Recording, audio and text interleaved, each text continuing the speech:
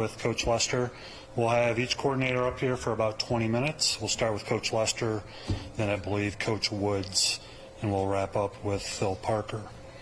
We will have a transcript today. We'll send that out about an hour or so after the conclusion of the press conference. Reminder about Saturday, parking is free for fans and the media. All the lots surrounding Kinnick Stadium. Doors open for media and fans at 9:45. Practice will begin at 10:45. At the conclusion of practice, we'll do, I think it's 8 seniors interviews on the field. Once that wraps up, we'll take Coach Ferentz and do him press conference style in the press room over there in Kinnick Stadium. And lastly, we do have the microphones today, so again, you got a question, raise your hand, and Brant and John will make it over to you. So with that, we'll get to Coach Tim Lester.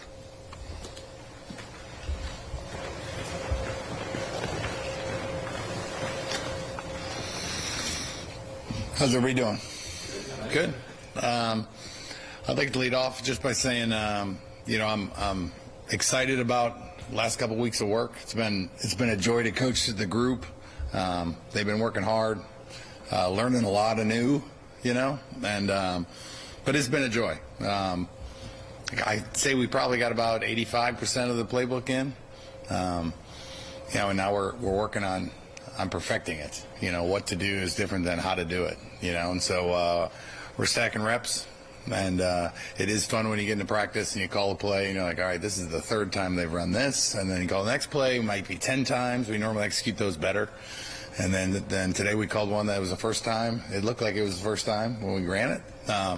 So it's been fun. It's been a fun group to coach. They've been working hard, getting better. A lot to get better at. It's a marathon and a sprint at the same time. And so we're looking forward. Every time we can get out there and get another rep of executing a play with an adjustment, as Coach Parker has brought a lot of different things and adjustments that we have to be able to make quickly. It's been fun to watch our guys get better, and so it's been fun. We got one more opportunity to get better before summer hits. And with that, I'll load them up to you guys. Tom Kinkert, Hawkeye Report. You guys are using the comm system now. Yeah. What is the adjustment to that like? Have you been able to work at like Kinnick up in the booth? How have you addressed that this spring? Yeah, it's been great, really. Coming from Green Bay, I have a lot of experience with it, so it really isn't anything new to me, but it's new to everybody else. It's new to the quarterbacks and figuring out the volumes, and but we've been able to use it in the stadium. It allows me to talk to them as they get to the line of scrimmage, communicate the plays with them, and hopefully just be more efficient, So I think it's going to be a good thing for college football. I think it's going to be a good thing for offensive college football, because there's going to be a lot more detail, a lot more things you can do offensively when you can talk directly to the quarterback, because you don't have to have signals you don't have to have 10,000 signals, So I do think when they passed it, I didn't know it was going to happen this fast, to be honest with you, but happy about it, and it's been a pretty smooth transition that way. John Seppi, Cedar Rapids Gazette. You were mentioning having the 85% of the playbook in. What's kind of been the process of figuring out which things you wanted to implement? I remember you saying last time you had 600 pages of pass plays to choose from. We have a ton, and there's still a couple that I'd like to put in. I want to get good at the ones we're doing first. I think that's going to be the biggest thing, and we're still in the process of figuring out. Each play has each play has 5 routes in it, and it's my job to figure out who runs that route the best, to make sure that in the fall that I have the right person running that route, So we've really rotated through with different formations and letting everybody have a shot at running a Scar route or a Skinner route or all the different routes that there are, and we're still learning about them, and giving them chances, because their first time they're not going to be great at anything. So once again, banking reps and watching the tight ends run the different routes and figure out where to put them in the best. So we're trying to get good at learning what we need to do to be successful in the fall, and not so much learning, trying to alter our system to try to go against our defense. The hardest thing to do is to not try to game plan your own defense as opposed to getting the things in that you're going to need in the fall. And that's been hard because there's times like, man, I want to make this adjustment. Well, we haven't even run the original yet before we start making adjustments, So it's been hard. I've game planned a couple things, but not many. We're trying to stick true to the system and having the guys learn. But it's been fun. I think we installed the plays we knew we needed, and then we've started to add a couple of the wrinkles, and it's easier to learn. You learn the alphabet, you can write a novel. But if you have to learn the alphabet first, and they're getting there. Hey, Tim, Pat Hardy with Hawk Fanatic and KCJJ Radio. Now that you've had the personnel out on the field for a while, do you feel you have what you need at receiver right now, or do you guys have to be active in the portal this spring and summer? Well, I think you're always looking. I don't think anyone ever turns a blind eye to that thing at any position. I think everyone has plans, and Coach and Tyler will figure out which ones we move on. But we're always actively looking everywhere. But I've been happy with our guys. They've been.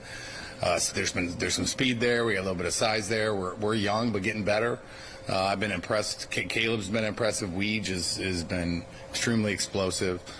Young Bowie's been doing a great job. So I do think we have some talent there. Albeit young talent. I've had young wide receivers everywhere I've been. In fact, at Green Bay, I think we're the youngest receiving corps in the history of, it was all rookies and a couple sophomores. And we didn't have a tight end on our team that wasn't a rookie.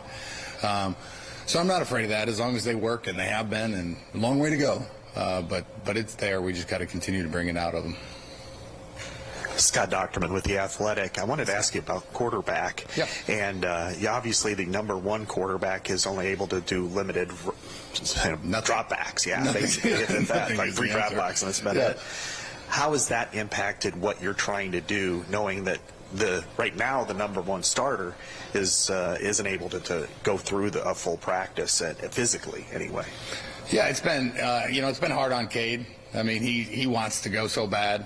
He'll get cleared here, I think, in the next couple months to be on his plan that he needs to be on. And it's been fun to be able to do a couple individual drills with him, and he's fighting through, all the frustration of wanting to be out there. But with the rest of them, I mean, we have to get all 11 players ready to go. So I'm calling plays that we're going to call in the fall, and Deke and Marco, whether they're ready for those plays or not, that's what practice is for. I put them in some tough spots. We've done a ton of 2-minute drill, a ton of third downs.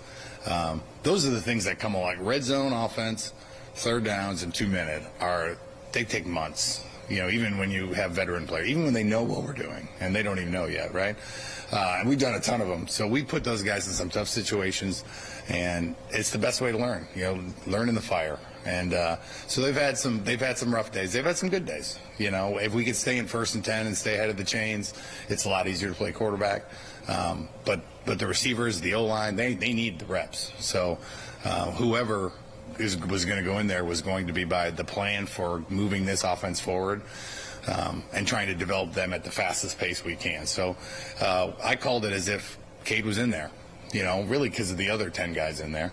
If I was calling a game with each and every guy as I'm learning about them, I would probably call certain situations differently, but that doesn't help the other 10 guys in the fall. We're gonna have to be aggressive at times, and so it's been that was kind of the plan, the mindset going in. Chad Lystico, Des Moines Register, following up on Scott's question about the QBs. It sounds like Deacon from our interviews was getting most of the 1 reps. Is that accurate? Yeah. So what did you see from both he and Marco? And I mean, there's definitely a lot of you may not be aware of this, but a lot of outside hope that Iowa brings in a quarterback from the portal. So what did you see enough to feel good about the 2 spot on your QB line from both those guys? Maybe give me your reflections there. It's early to tell. I think the plan going in, Deacon has more experience. And so he can go through a progression a little bit more comfortably right now than Marco can. Marco needs more reps. He's a young kid and he's got talent. So Marco's taking all the 2s and the 3s. I mean, he's gotten more reps for his own development. I know it's like drinking through a fire hose, but I put him out there on purpose. And I told him we had to talk about it beforehand that this is my plan for you, and it's going to be tough at times. There's more people sometimes go in the wrong direction with his huddle, and he has to deal with the ramifications of a guard going the wrong way and a 3 technique in the backfield all of a sudden, and so it's been really good for him. I said, I know it's going to be hard, but you need the reps, so I think it's been good. They've been playing good. They got a long way to go. This is a totally new system. Mentally, we got to be sharper. Our feet need to be better. I do think we've improved. But we're not even close to where we need to be there, and I'm always going to be hard on them that way. And but we do. We have a long way to go, but I do think they've been working hard at it, and I think the game with this offense is slowing down a little bit for both of them, and it's going to give them a chance to have more success. Tyler Tashman with the Des Moines Register. Curious your approach when you got the job. Did you watch film of the guys on the roster? Did you look into their background, or did you approach it as, hey, I don't want any preconceived notions? And how has whatever you chose kind of, unfolded as you've gotten to know? I really didn't. I watched some practices from last year. I watched last year's spring ball practices because I've never been in a practice here, so I kind of wanted to see what the drills looked like, what they felt like. But I really didn't watch a ton of the games. Our system is nothing like what's been done here in the past, so I really wanted to give everybody a clean slate, and it's been good. The guys, I got a lot of opinion. Everyone has an opinion, right? So a lot of the coaches saying, hey, this guy's our best at this, and I had the coaches kind of write up a report on each of their players. So I and they've pretty much been dead on. A lot of guys, it all depends on how long it takes for the game to slow down to them, and I heard a ton about Luke, and Luke was coming back from an injury and all that stuff, so he didn't do much early. But here in the last couple of weeks, he looks like everything they told me he would look like. He's made some huge plays and elevates and catches the ball, and I think the first one was last week, and he elevated, and I was like, that's what they've been talking about. So it's been fun. We're still learning a ton. But what we've seen, especially that whole group, that tight end group, they play hard. I mean, Addy and Scoos and Large and all of them. I mean, they fly around, and so it's been fun. There's a lot of stuff you can do when you have the big, long, fast Ortworth that can catch, and they're also willing to get their hands dirty in the box. So it's been a lot of fun because we're gonna need them. So that part has been really good. David Eichel, HawkeyeInsider.com. I guess when you're trying to install this new offense, how do you kind of balance between holding guys accountable for certain things and also making sure that knowing that you can be patient with them, and how do you kind of balance the accountability versus patience approach? True, it's hard, right? I purposely said it's a marathon and a sprint, and I do have the numbers of the plays we've run, so I know every time I call a play, I know how many times we've run it. I know how many times that guy's run it.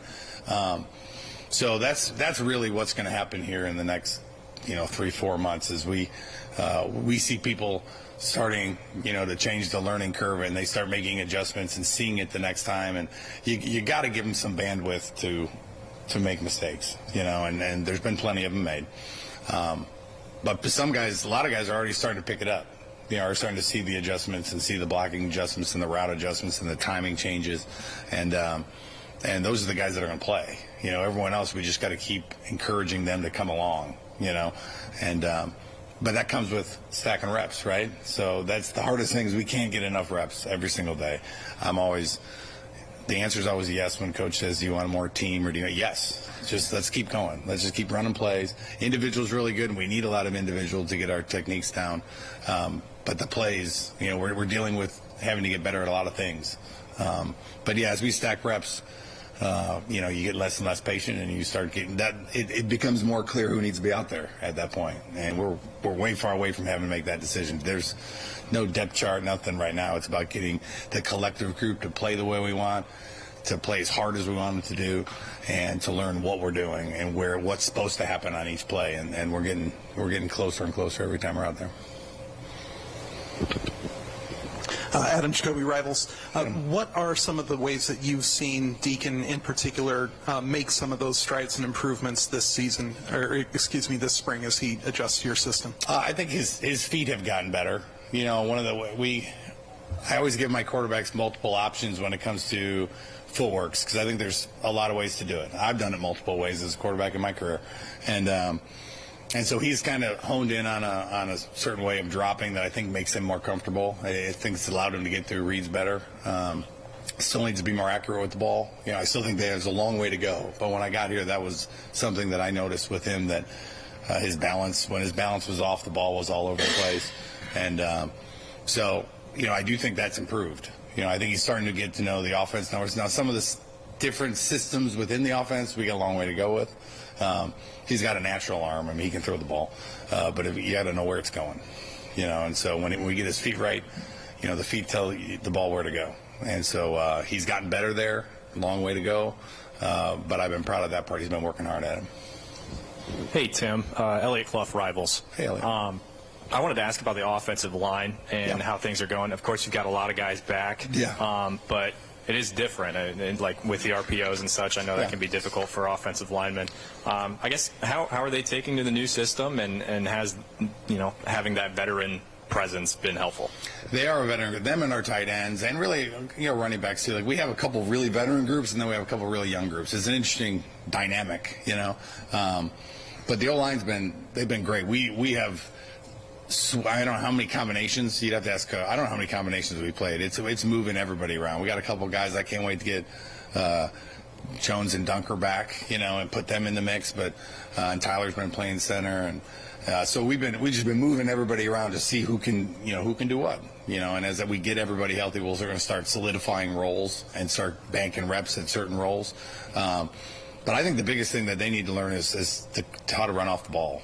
I mean, it's a different pace of a run game that we've been trying to install.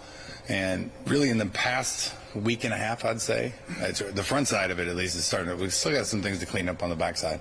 But the front side of it, they're coming. I mean, they're running off the ball. It's looking like I want it to look. And I think coaches enjoying coaching it and seeing our guys just get better at it, as we come rolling off the ball, and the pace of the way the ball hits the line of scrimmage and where it's supposed to. And as we've been tinkering with the different ways to block it, which some have worked, some haven't, but those guys are, they're the glue, man. I mean, we got to get them going. I don't know if you've ever heard of a great football team that doesn't have a good one. And we have a huge number of guys that are veteran, that have played a ton of ball.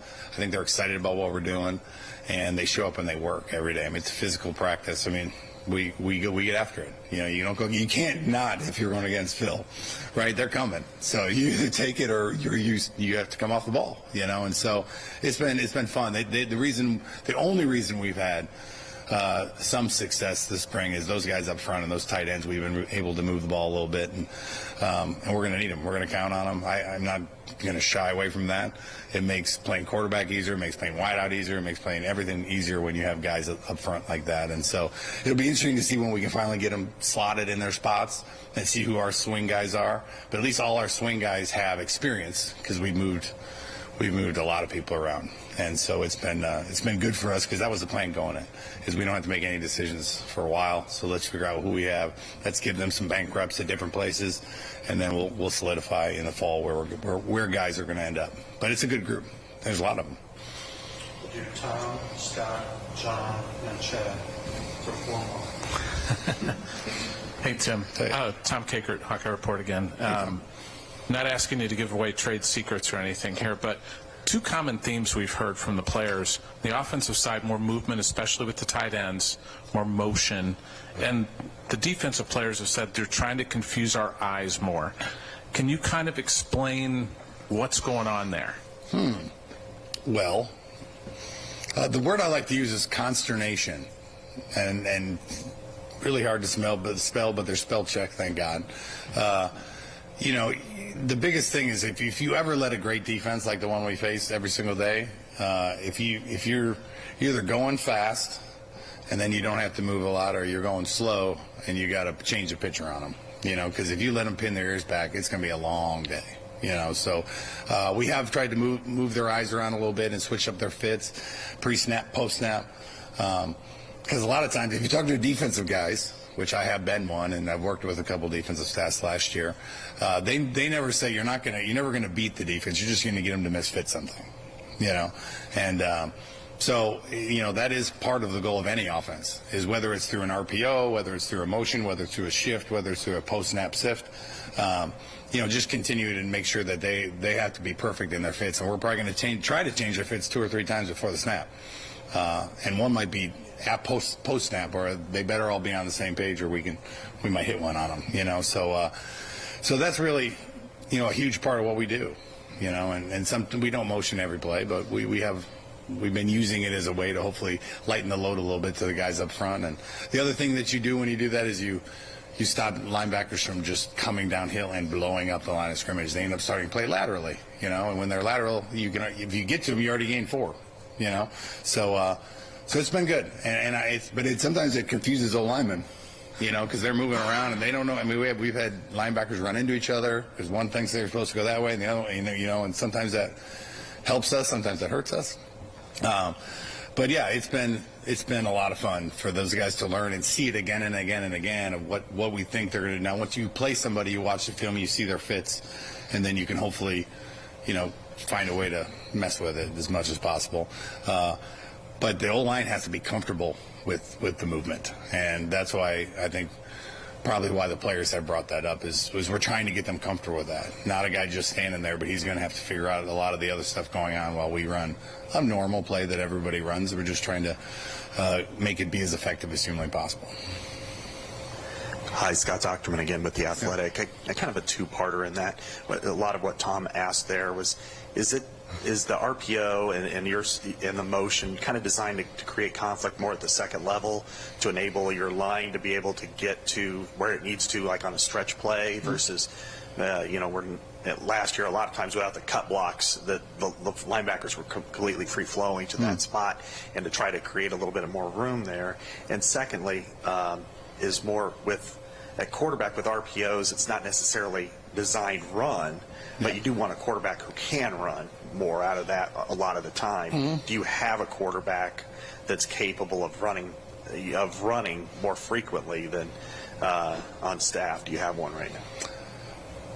Well, Marco can run, and we've every practice I've had a couple of Marco plays in, with our terms and what we can do, we can easily turn any play into a zone read type world. In my mind, when I say RPO, it's less having the quarterback involved. When I'm throwing the ball sideways, this is just a personal opinion.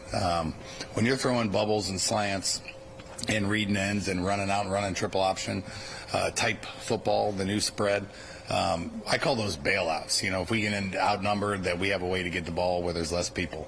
RPOs, I'm throwing it down the field. I'm trying to get the ball. I'm trying to score when I run a run pass option. So the motions and the shifts and the RPOs, we didn't run one for at least a week or two because we had to get everything in, and then we started putting a couple in, and we hit them early, and our guys they got to throw them a million times so they can do it, till they're blue in the face, and so they can't screw it up. So we're still getting better at executing them. Hardest thing was try to figure out I had to learn the defense to figure out where would even give us a chance. Where would it lighten the load, and it has helped our run game.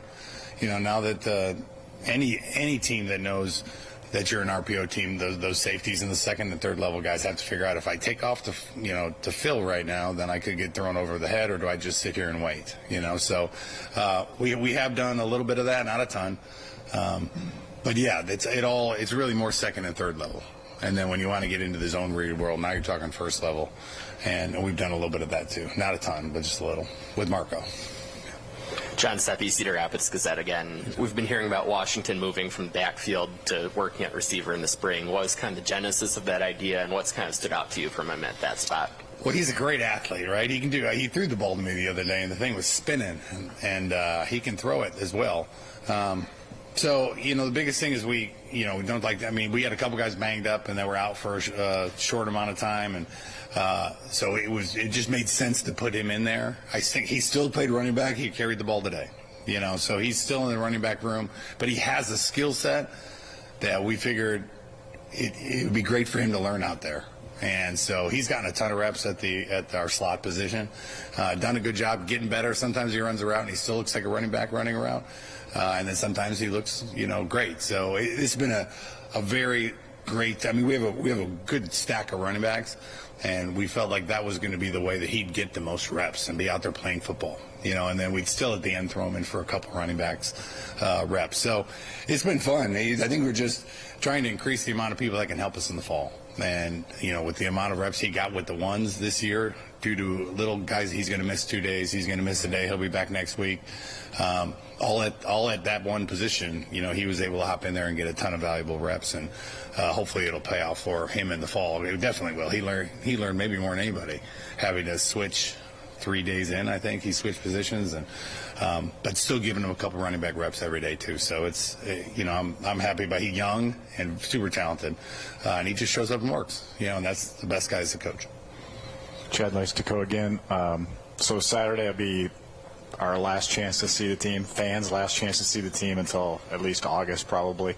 So how it works is we all make big conclusions about what we see after the spring game, or is it a game? I don't even know. It's not even a game, but yeah. But anyway, so what do you to help us in our coverage? What do you want to see Saturday, and what do you want fans to be able to see Saturday about? I don't know, whatever progress you've made, or what should we expect to see? Yeah, I just want to be efficient, right? I mean, I want to be able to stay on sides, all the pre-snap, all the the logistical part of running a system like this, getting in and out of the huddle, getting the shifts, motions, cadence, and coming off the ball, right? And if we can do that.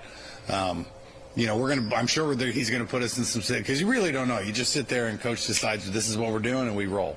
And so I'm sure there'll be some 2-minute situations and some third and long situations, which will be tough for us this early. But we're going to go out there and swing when we get into some of those situations. But I'm hoping he'll put the ball down at some point, and it'll be 1st and 10, and hopefully we can drive the ball. We had one last Saturday. I want to say it was 12 plays.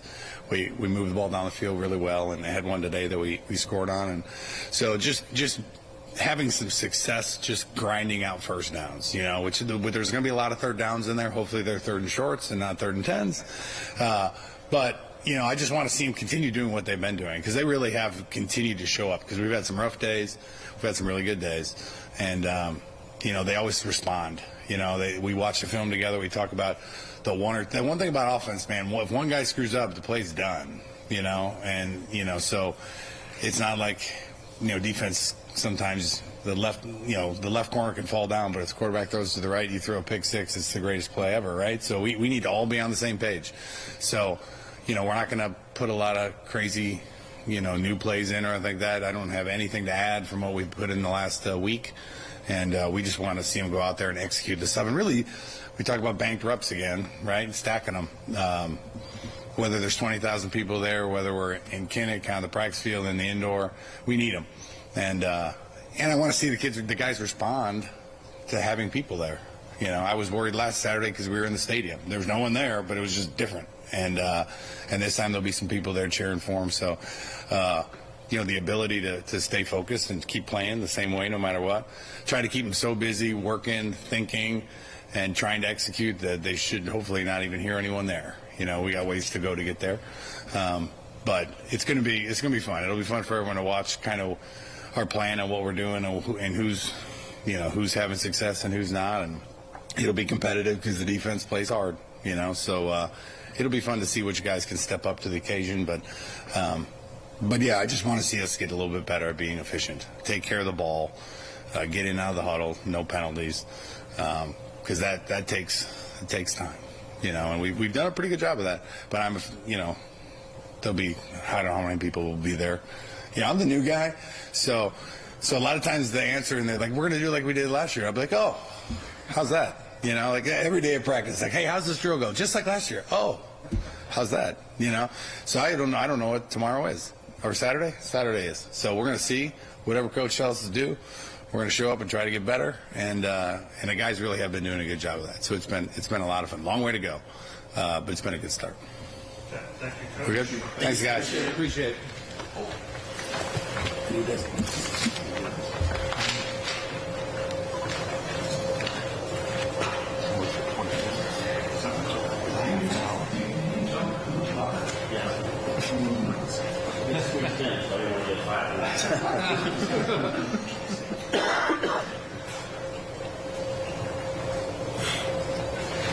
Welcome, guys.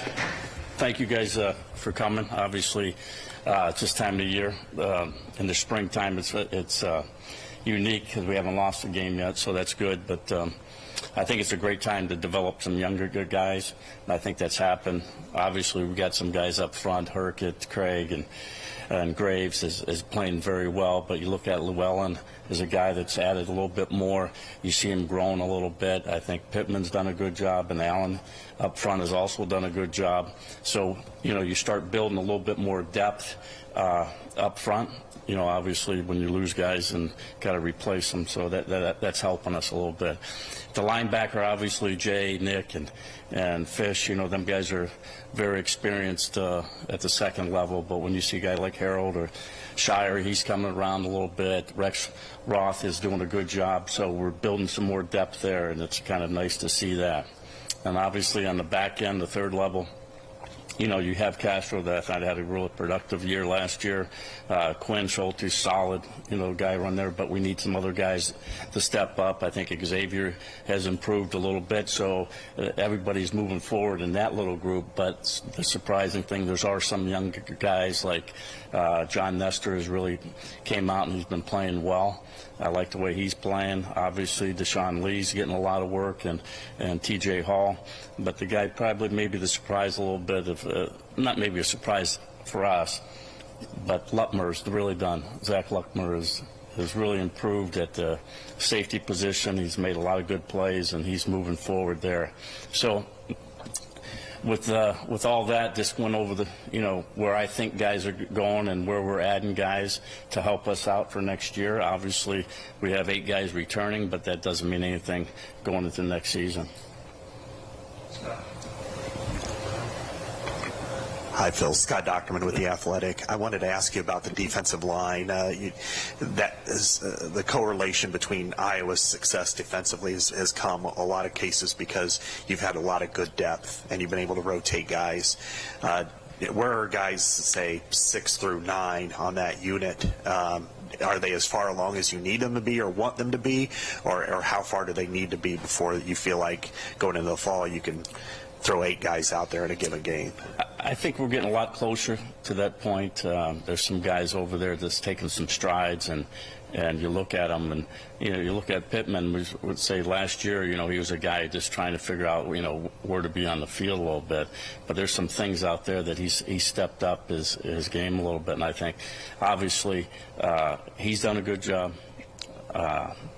Llewellyn, like I said, I think he has improved it. Now, are we too deep all the way across?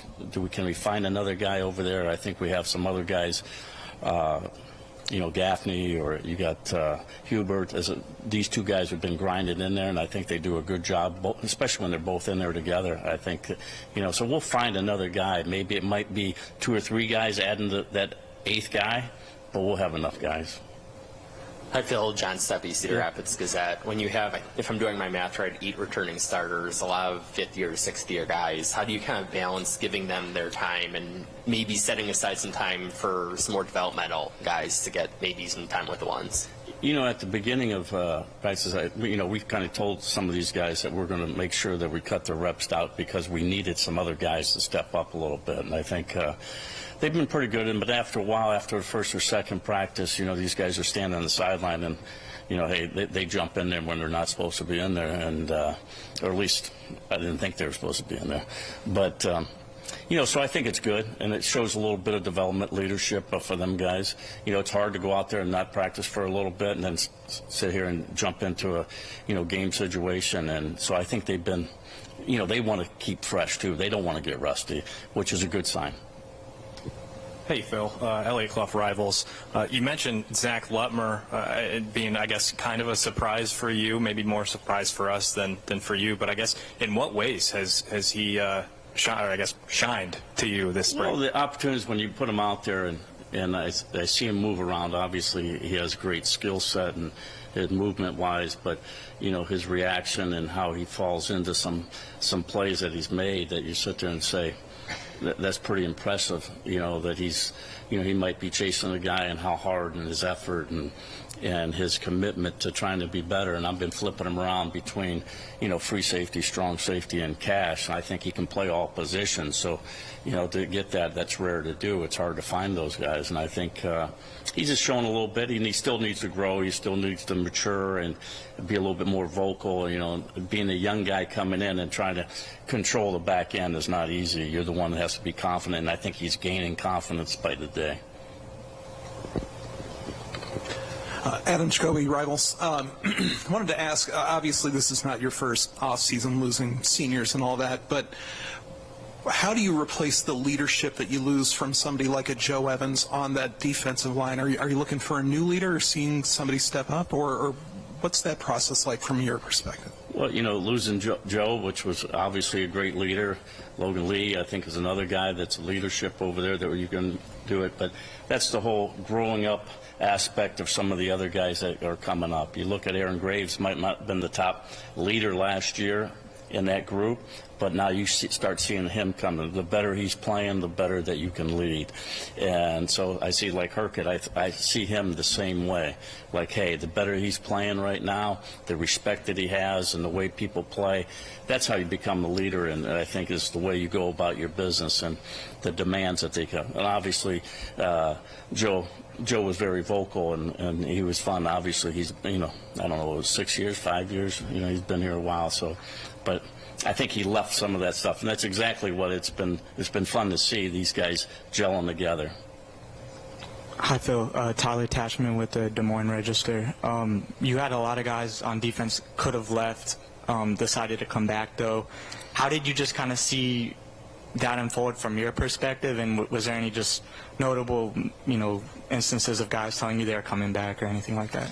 Well, it's always kind of hard when you're going through that transition of like, hey, you're going to go out into the real world, whether you go into the NFL or you're going to go to dental school like Quinn is going to do, and he had an opportunity to push that back, so it gave him a reason that he could come back and start it. But everybody has different philosophies or reasons why they want to go.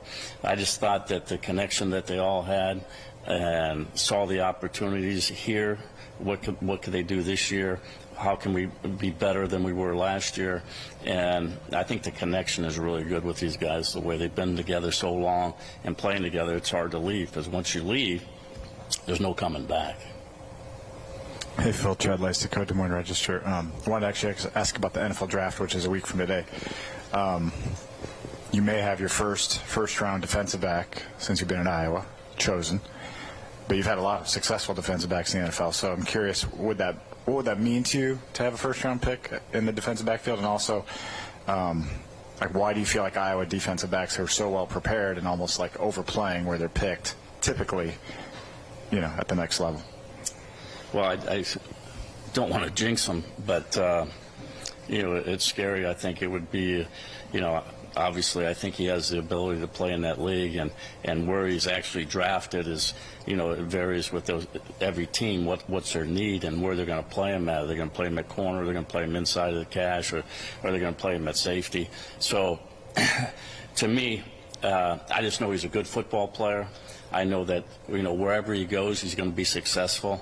And I think the opportunity, the way these guys, study the game of football kind of helps them out in their further career. And I think they've seen that with other guys that went through this program that are playing in the league right now. And obviously some guys are getting their second contracts that they kind of aware of and how they went about their business. So I think they see that.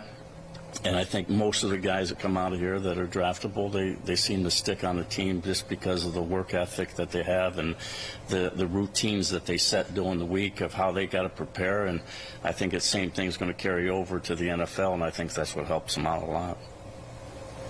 Hey, Phil. Tom Kakert, Hawkeye Report. Wanted to ask you a twofold question. One, what's been challenging, different about the offense that you faced this spring? What's impressed you there? And did you ever find out who set up the Broyles thing? You said you were going to find out who did that to you. Yeah, that was, I think my wife had something to do with it. They contacted her, so, I don't know what I can do about it. So that kind of ended that. But going back to what was your first question, the offense. Well, you know, it's kind of funny. There's 11 guys out there. Okay, they're either going to run the ball or they're going to pass the ball. Okay, and these teams go back whether they want to get it out quick or whether they're going to go out and run some nakeds and play action passer. It's all the same thing. Now, is it reduced more or is it spread out? So what it does with some of the motion over there, you really got to concentrate and focus on where your eyes are, and you have to be able to, it's like driving in Chicago doing rush hour. You know what I mean? And sometimes it goes, but they're not always doing that. So I think you got to keep things simple and know how to leverage the ball and understand it. And I think after, you know, first couple of days of seeing some things, I think our guys have been comfortable of getting to know it, and it's kind of like a standard thing right now. It's just a way of doing something differently, but they still run the inside zone, outside zone. They still run the nakeds. You know, they still run the same pass concepts. But there is some motion in there that you got to make sure that, you know, you got to see things and don't be misfitting, and make sure you can stop the run and, you know, don't give up the big passes. Finish up with John, Elliott, and Tyler. John Seppi, Cedar Rapids Gazette again. You were mentioning Maxwell a lot earlier. Is there like a particular aspect of his game where you've really seen him especially grow in these last 3 or 4 months? I think when we sit there, you know, we've only been out for the last couple weeks of practice, so, you know, obviously he's getting bigger, stronger, and faster and all that, but I think his ability, understanding what it takes to be a good football player and understanding assignment football, that you have to take care of certain things.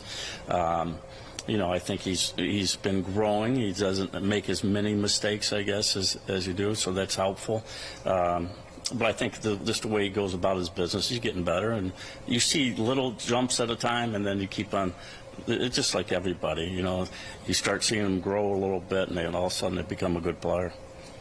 Hey, Phil, Elliott Clough, Rivals. When it comes to losing a player like Cooper, especially when you've got 8 other returners coming back, I guess, what's it been like to have, I'm assuming, Deshaun step into that role again after he started several games last season? I guess, does that provide you some level of confidence with what's going on outside, despite losing a first-rounder at corner? Well, you lose a player like Cooper, which is, you know, he's very special, I think, as a player.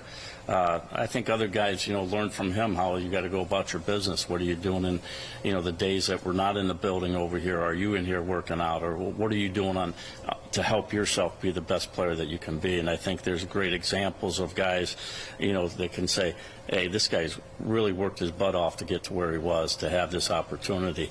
And I think, you know, between Deshaun Lee and T.J. Hall and I think Nestor, I mean, these guys are really, really playing well right now. And then, you know, hopefully, you know, there's some guys that we were only down to 3 right now because Harris is, you know, still trying to get back, and I think he'll be ready for the summer. So I think we got a good pool of guys out there, but everybody's going to have to be a little bit better. You know what I mean?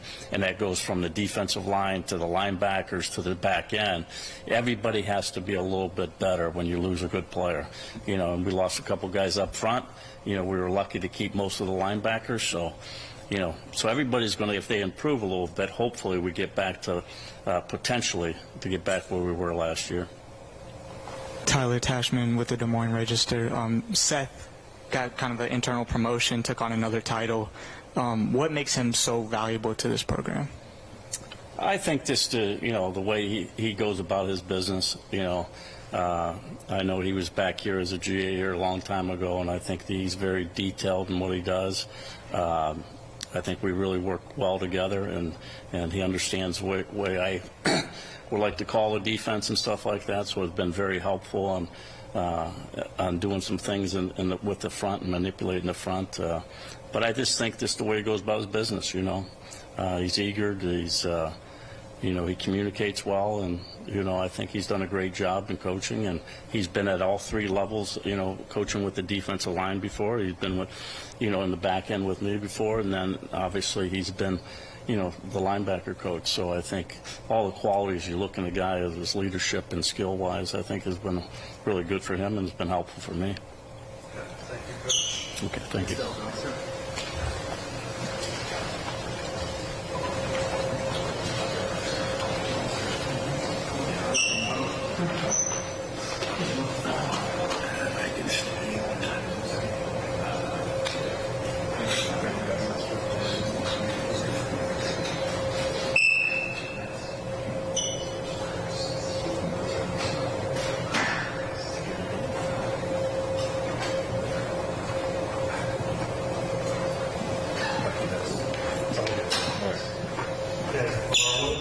How you guys doing? Good. How are you? Good. I'm doing awesome. Just first and foremost, thank you guys for being here. I know a lot of you guys see a lot of faces. A lot of you guys are doing extra work, been spending a bunch of time covering women's basketball, right, and watching our basketball team phenomenal run. Awesome to see all that, and I know a lot of you guys pulled double duty and away from home for quite a while, but it's a pretty cool experience as an alum, as a fan of Iowa sports, and as I mentioned, as an alum, watching that whole thing. I know you guys were all front and center for that. But a little bit, we're at practice 14 of spring football. Had that this morning. Thought it was a good practice overall from special team standpoint. Saw some guys make a jump. It's a different year, right? Different year, new room that we have in regards to specialists.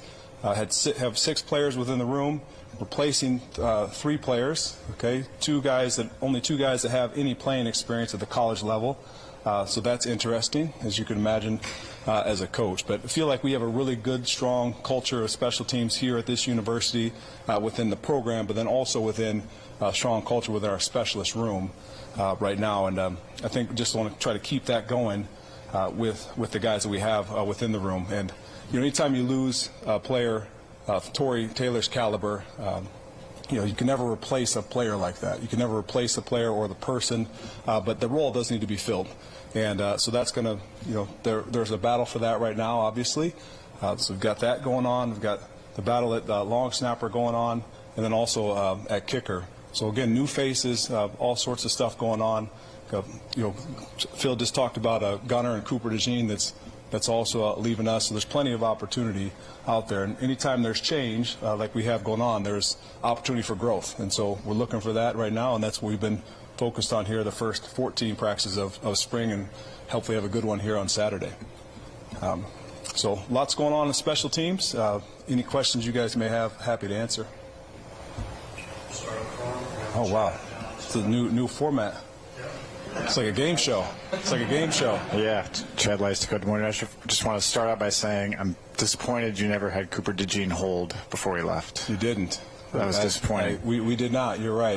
Anyway. That was going on at one point. Okay. And then we felt like the guys that were actually holding for place kicks were a little bit better.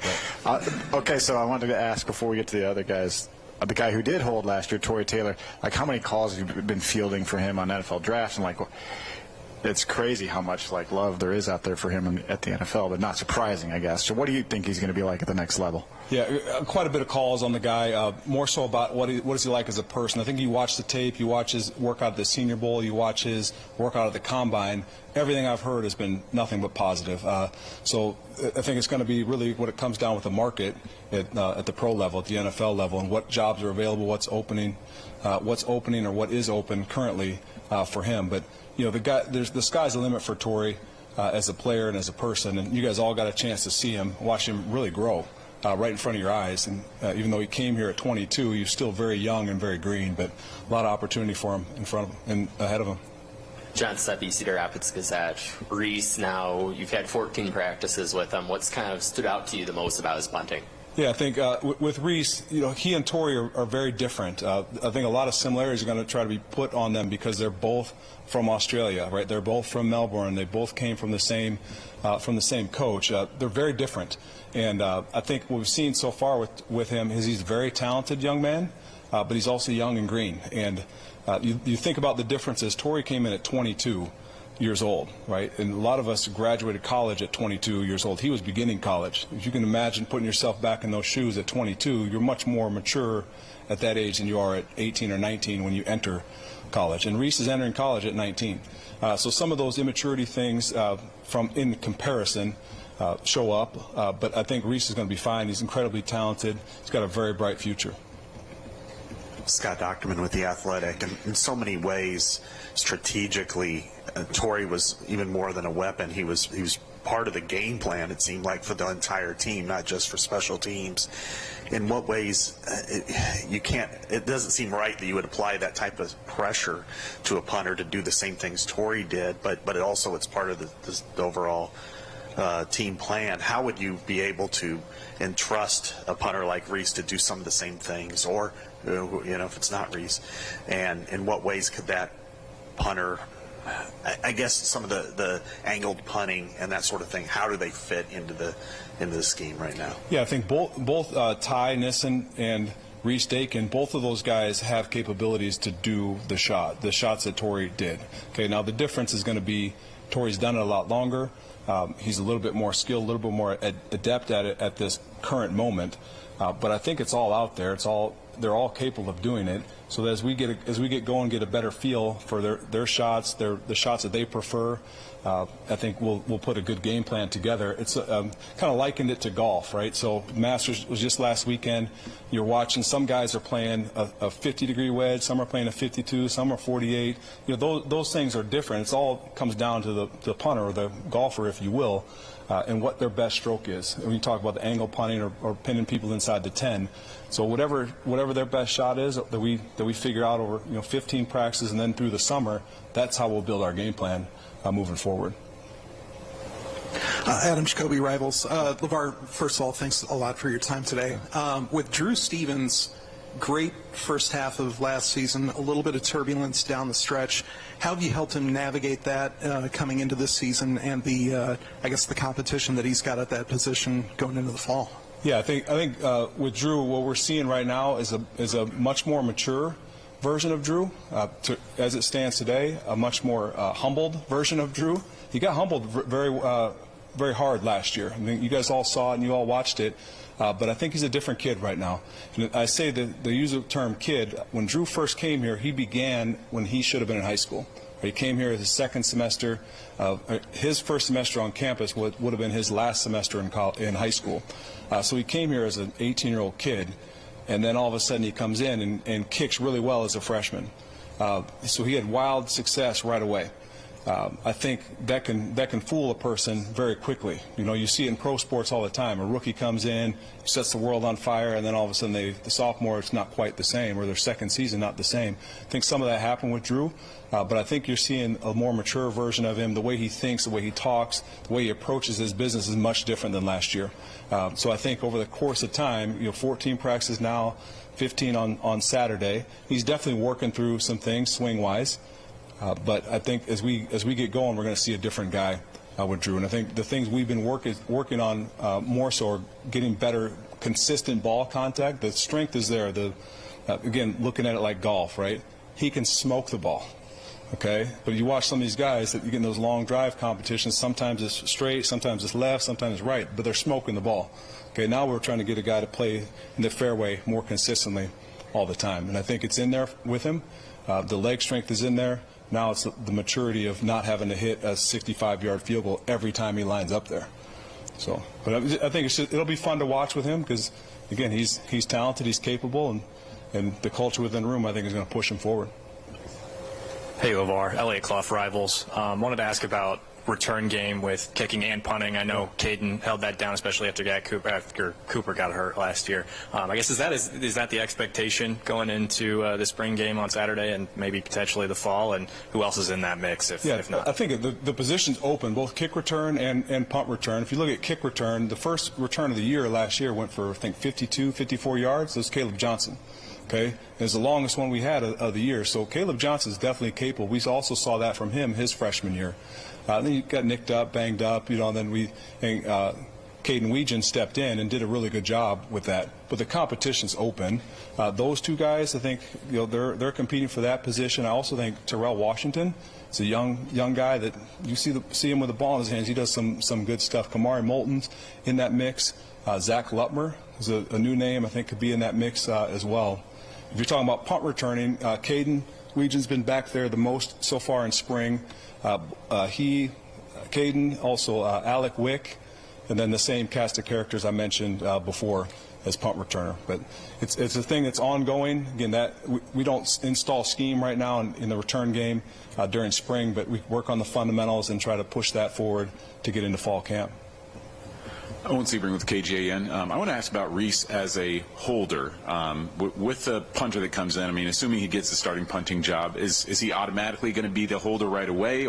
And how much of your practices go into helping making sure that transition happens, that he's a capable holder versus transitioning to just being an American football punter as well? Yeah, as far as a holder goes, the best guy's going to get the job. It's not going to be because he's a starting punter that he's the holder, sort of like we flirted with Cooper years ago, right? Flirted with him. Some other guys we're flirting with, okay, just so you know. Some other guys we're flirting with, but it's going to come down to can they execute, and is the kicker comfortable with him holding to make place kicks. But overall, I think guys have been working at it. Ty Nissen has done a really good job. I'd say right now, currently, he probably has the upper hand right now. And then Reese has done a fine job with it as well. It's just going to take reps for him because it's not something he's really done in a game before. Neither has Ty here at Iowa, but he's done it before in both high school and in junior college. Hey, LeVar, Tom Kakert, Hawkeye Report. Wanted to ask you about... By the way, I love when you guys introduce yourselves like I don't know who you are. Like we don't know you. Got you. Gunners. Yeah. John Nestor guy you're looking at there, or who are some of the guys you're looking at there? John Nestor? No way. No, of course. John Nestor's done a really, really good job this spring. It's been really fun to watch him grow from, he's still a freshman in college right now, right? But just watching him each practice, like whether it's on defense or on special teams or working as a gunner, he's grown tremendously.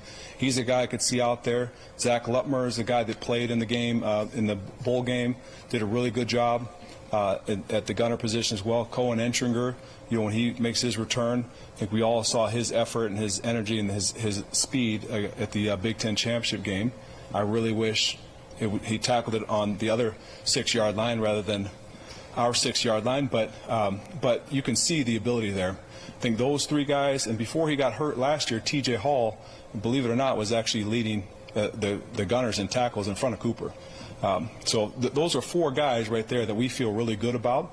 I also feel like there's other guys in there. Deshaun Lee's a guy working at that. I mentioned Terrell Washington before. As an offensive player, I think Jarrett Bowie, believe it or not, is coming along at that position as well. So there are guys out there, and guys are getting reps, and it's been fun watching. I think as we get into fall camp and things pick up, the pace picks up a little bit. It'll be really interesting to see how it goes. But again, that's a good list right now that we have, guys that have been busting their butt. And the other guy in there I totally overlooked was Devin Hilson. Played for us there last year. Devin Hilson, if you haven't heard already, had like a career day in practice today. So it's fun to watch him and see him back there. Finish up with Tyler and Shane.